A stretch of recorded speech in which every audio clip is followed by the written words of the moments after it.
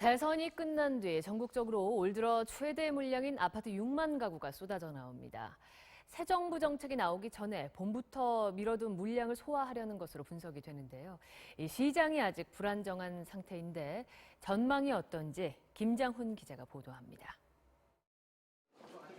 점심시간 한 식당에 건설사 직원들이 찾아와 즉석 분양 상담회를 열었습니다.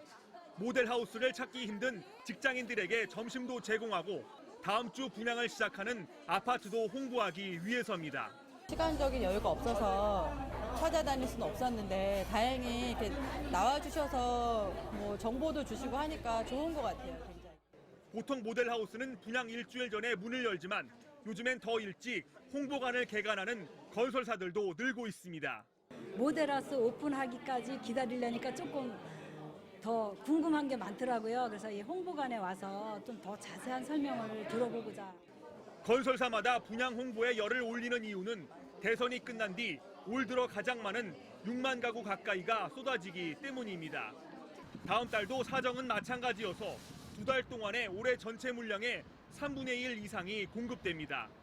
지난 봄 분양 일정을 대선 이후로 연기한 건설사가 많은 데다 새 정부의 부동산 정책이 나오기 전에 분양을 마쳐야 한다는 심리가 작용한 것으로 보입니다.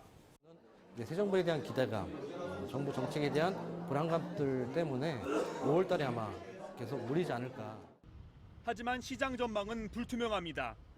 서울 등 인기 지역은 11.3 대책 이후 위축됐던 부동산 경기가 회복세를 보이고 있지만 지방도시 등 비인기 지역은 여전히 침체돼 청약 미달 사태가 속출하고 있습니다.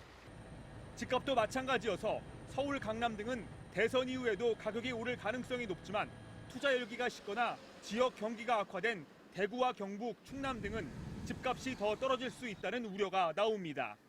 대출 규제는 갈수록 까다로워지는 데다 주택담보대출 금리도 8개월째 상승하면서 최근 2년 사이 가장 높은 수준까지 올랐기 때문입니다.